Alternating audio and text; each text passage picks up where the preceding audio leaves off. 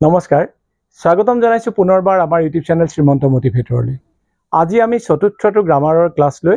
আপোনালোকৰ শিক্ষাৰ্থীৰ কাষলৈ আহিছো। আজি এই ক্লাছটোত আমি কি পঢ়াম জানেনে? এই ক্লাছটোত আমি আলোচনা কৰিম অক্সিলাৰী ভাৰ্বছ আৰু সিম্পল ফিউচাৰ টেন্সৰ বিষয় লৈ। আমি ডেসক্ৰিপচনত আগৰ তিনিটা ক্লাছৰ লিংক দি দিম। আপোনালোকে এটা দুটা তিনিটাকৈ আটাইকেইটা যদি লিংক ক্লিক কৰে তেতিয়াহলে আমাৰ আগৰ গ্ৰামাৰৰ ক্লাছ কেইটা পাই যাব। গতিকে আহক আমি এতিয়া আলোচনা কৰো অক্সিলাৰী ভাৰ্ব কি। অক্সিলাৰী ভাৰ্বক অসমীয়াত আমি কম সহায়কাৰী ভাৰ্ব, সহায়কাৰী ক্ৰিয়া, আৰু ইংলিছত আমি আন ধৰণে ক'ব পাৰো সেয়া হৈছে হেল্পিং ভাৰ্ব। এতিয়া হেল্পিং ভাৰ্বৰ কাম কি? যে মেইন ভাৰ্বটোক সম্পূৰ্ণ অৰ্থ প্ৰকাশ কৰাৰ ক্ষেত্ৰত যিটো ভাৰ্বে সহায় কৰে সেইটোৱে হৈছে হেল্পিং ভাৰ্ব বা অক্সিলাৰী ভাৰ্ব। অক্সিলাৰী ভাৰ্বৰ যি পৰিসৰ সেই পৰিসৰ যথেষ্ট বহল। গতিকে আমি আজি অক্সিলাৰী ভাৰ্বৰ বিষয়ে বেছি আলোচনা নকৰো। সিম্পল ফিউচাৰ টেন্সৰ বিষয়ে আলোচনা কৰিবলৈ যাওঁতে মই সাধাৰণভাৱে এটা ধাৰণাহে অক্সিলাৰী ভাৰ্বৰ বিষয়ে আপোনালোকক দিবলৈ বিচাৰিছো। এতিয়া অক্সিলাৰী ভাৰ্বটো আমি চাৰিটা ভাগত ভাগ কৰি ল'ব পাৰো। ইনে দুটা ভাগ থাকে, এটা প্ৰাইমেৰী অক্সিলাৰী ভাৰ্ব আৰু আনটো হৈছে মডেল অক্সিলাৰী ভাৰ্ব। কিন্তু মই চাৰিটা ভাগত আপোনালোকৰ শিশুসকলে বুজিব পৰাকে মই এতিয়া কৈ দিছো। এটা হৈছে বি ভাৰ্ব। বি ভাৰ্ব কোন কেইটা? Am, is, are, was, were. তাৰ পিছতে আহিব ডু ভাৰ্ব। ডু ভাৰ্ব কোন কেইটা? Do, does, did. তাৰ পিছতে আহিব হেভ ভাৰ্ব। হেভ ভাৰ্ব কোন কেইটা? Have, has, had. আৰু আন কেইটা হৈছে মডেল ভাৰ্বছ, যেনে shall, will, should, would, can, could, may, might ইত্যাদি ইত্যাদি। এতিয়া মই এইকেইটা আপোনালোকক ইয়াতে পোষ্টাৰ বনাই দেখাই দিছো। গতিকে আমাৰ শিশুসকলে লিখি ল'ব। তাৰ পিছতে এতিয়া আমি আলোচনা কৰিম সিম্পল ফিউচাৰ টেন্সৰ বিষয় লৈ। মই পুনৰবাৰ কৈছো অক্সিলাৰী ভাৰ্বৰ বিষয় লৈ মই এটা এক্সট্ৰা ক্লাছ দিম। সেই এক্সট্ৰা ক্লাছটোত আমাৰ শিশুসকলে যথেষ্ট ৰূপে তেখেতলোকৰ লাভান্বিত হ'ব যদি সেই ক্লাছটো তেওঁলোকে চায়। গতিকে আহক এতিয়া আমি সিম্পল ফিউচাৰ টেন্সলৈ যাওঁ। তাৰ আগত কিন্তু মই এই যি চাৰিটা দেখাই দিছো ইয়াতে, সেই চাৰিটা অক্সিলাৰী ভাৰ্বৰ বিষয় লৈ আপোনালোকে লিখি ল'ব। Be verb, okay, am, is, are, was, were. Do verb, do, does, did. Have verb, have, has, had. তাৰপিছত modal verb, shall, will, should, would, can, could, may, might ইত্যাদি ইত্যাদি। সেই আটাইকেইটা তেওঁলোকে লিখি লওক। আৰু এটা কথা শুনক যে মূলতে বা মেইনলি অক্সিলাৰী ভাৰ্ব 24টা আছে। গতিকে পাছৰ ক্লাছত বিস্তৃতভাৱে বৰ্ণনা কৰা হ'ব। গতিকে আহক আমি এতিয়া আৰম্ভ কৰো simple future tense. Simple future tense. Simple present পঢ়িলো, সিম্পল পাষ্ট পঢ়িলো, এতিয়া পঢ়িবলৈ লৈছো সিম্পল ফিউচাৰ। সিম্পল প্ৰেজেন্টে কি বুজায় ইতিমধ্যে আপোনালোকে গম পাইছে, মানে আপোনালোকৰ শিশুটিয়ে গম পাইছে। সিম্পল পাষ্টে কি বুজায় সেয়াও গম পাইছে। সিম্পল প্ৰেজেন্টে বুজায় দৈনন্দিন অভ্যাসগত আৰু চিৰসত্য কামৰ ক্ষেত্ৰত। আৰু সিম্পল পাষ্টে বুজায় অতীতত আমি সাধাৰণভাৱে কিবা এটা কাম কৰিছিলো, যেনে মই স্কুললৈ গৈছিলো, মই ফুটবল খেলিছিলো, তেনেকুৱা ধৰণে। এতিয়া আমি আহিম সিম্পল ফিউচাৰলৈ। এতিয়া সিম্পল ফিউচাৰ টেন্সে কি বুজায় যে ভৱিষ্যতৰ দিনত বা আহিবলগীয়া দিনত আমি কিবা এটা কাম কৰিম। ধৰক মই কালিলৈ স্কুললৈ যাম, তেওঁ পৰহিলৈ আমাৰ ঘৰলৈ আহিব, মই অহা বছৰ শ্বিলঙলৈ যাম, তেওঁ 2 বছৰৰ পাছত গুৱাহাটীলৈ যাব ইত্যাদি ইত্যাদি। সেইবিলাক হৈছে কি? Simple future. আকৌ কৈ দিছো, সিম্পল ফিউচাৰ টেন্সে ভৱিষ্যতৰ দিনত সাধাৰণভাৱে কোনোবা এটা কাম সংঘটিত হ'ব তেনে অৰ্থ প্ৰকাশ কৰে। গতিকে আহক এতিয়া আমি কনজুগেশ্যনলৈ যাম। কনজুগেশ্যনলৈ যোৱাৰ আগত মই দুটামান কথা সৰুকে আলোচনা কৰি দেখাই দিছো, সেয়া চাব। মই তিনিটা বাক্য ইয়াতে লিখি দিম। এই কথাখিনি পঢ়ি গ'লে আমাৰ শিশুসকলে ইংৰাজীত কথা পাতিব পাৰিব। কেৱল শিশু বুলিয়ে নহয়, বহুজনৰ যদি ইংৰাজীত কথা পতাত হেঁপাহ আছে আৰু তেওঁলোকৰ যদি খেলি মেলি লাগে, এই কথাখিনি জানিলে শুদ্ধকৈ কথা পাতিব পাৰিব। একেবাৰে প্ৰথমৰ বাক্যটো মই লিখিছো, আই গো টু স্কুল। মই স্কুললৈ যাওঁ। এতিয়া মই স্কুললৈ যাওঁ বুলি লিখিলো I go to school দ্বিতীয়টো বাক্য হ'ব মই স্কুললৈ গৈছিলো I went to school simple presentত I go to school মই স্কুললৈ যাওঁ simple pastত I went to school মই স্কুললৈ গৈছিলো আৰু simple futureত হ'ব মই স্কুললৈ যাম এটা মই স্কুললৈ যামটো কেনেকৈ হ'ব চাব I shall go to school I shall go to school এই যে বাক্যটোত shall ব্যৱহাৰ কৰিলো এই shall যে ব্যৱহাৰ কৰিলো এই shallটো ব্যৱহাৰ আজি কৰিছো কাৰণে auxiliary verbৰ বিষয়ে অৱগত কৰি লৈছো এই shall will can could may might will would এইবিলাক হৈছে model verb মানে auxiliary verbৰ মাজৰে এবিধ verb হৈছে model verb গতিকে এই shallটো আমি ইয়াত ব্যৱহাৰ কৰিছো মই কৈছিলো যে auxiliary verb বা helping verbৰ কাম কি auxiliary verb বা helping verbৰ মূল কাম হৈছে যে main verbটোৰ সহায় কৰি এটা সম্পূৰ্ণ অৰ্থ প্ৰকাশ কৰি দিয়া আমি I go মানে মই যাওঁ I went মানে মই গৈছিলো কিন্তু মই যাম বুলি ক'লে আপুনি I go to school বুলি তো ক'লে নহব কাৰণ মই যাওঁ আৰু মই যামৰ মাজত পাৰ্থক্য আছে গতিকে মই যাম বুলি ক'লে আমি তাত এটা auxiliary verbৰ সহায় লম আৰু সেই auxiliary model verb shallৰ আমি সহায় লৈছো আৰু বাক্যটো আমি সম্পূৰ্ণ কৰিছো বা শুদ্ধকৈ লিখিছো গতিকে এই বাক্যটো হ'ল I shall go to school মই স্কুললৈ যাম ঠিক আছে গতিকে আহক এতিয়া আমি কনজুগেশনটো আৰম্ভ কৰো সিম্পল ফিউচাৰ টেন্সৰ তাৰ আগত এটা কথা মই কৈ দিছো I shall go to school মই স্কুললৈ যাম মই ভাত খাম I shall eat rice মই তেওঁক লগ কৰিম I shall meet him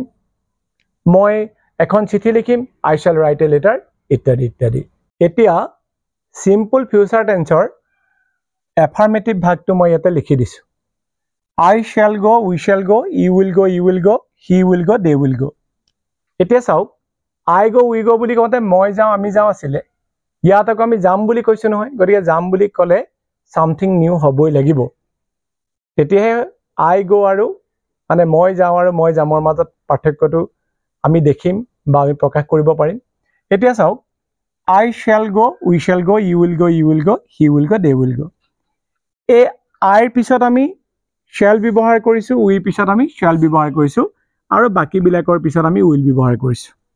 I shall go মই যাম we shall go আমি যাম you will go তুমি যাবা you will go তোমালোক যাবা he will go তেওঁ যাব they will go তেওঁলোক যাব এতিয়া আমাৰ শিশুসকলৰ খুব খেলিমেলি লাগে যে shall ক'ত ব্যৱহাৰ কৰিম আৰু will ক'ত ব্যৱহাৰ কৰিম একেবাৰে simple first person singular number আৰু প্লুৰেল নাম্বাৰত আমি shall ব্যৱহাৰ কৰিম বাকি সবতে আমি will ব্যৱহাৰ কৰিম আকৌ কৈ দিছো ফাৰ্স্ট পাৰসন সিঙ্গুলাৰ নাম্বাৰ আৰু প্লুৰেল নাম্বাৰ মানে I আৰু we পিছত আমি shall ব্যৱহাৰ কৰিম বাকি আটাইকেইটা পাৰসনতে আমি will ব্যৱহাৰ কৰিম I shall go মই যাম শিশুসকলে কৈ যাবা দে মোৰ লগে লগে I shall go মই যাম we shall go আমি যাম you will go তুমি যাবা you will go তোমালোক যাবা he will go তেওঁ যাব they will go তেওঁলোক যাব ওকে যদি do ভাৰ্বটো কওঁ তেতিয়া I shall do মই কৰিম we shall do আমি কৰিম you will do তুমি কৰিবা you will do তোমালোকে কৰিবা he will do তেওঁ কৰিব they will do তেওঁলোকে কৰিব গতিকে এটো এফাৰ্মেটিভ ভাগ স্কুলৰ পৰা আহি ভিতৰত সোমোৱাই নাই তীব্ৰ গৰম মই বাহিৰতে ভিডিওটো কৰি আছো এতিয়া মই আশা কৰিম আমাৰ শিশুসকলে যদি বহিত লিখি লয় তেতিয়া হলে তেওঁলোকৰো লাভ হ'ব আৰু মই পঢ়ুৱাৰ ক্ষেত্ৰত অকনমান হলেও সফলতা লাভ কৰিছো বুলি সন্তুষ্টি লাভ কৰিম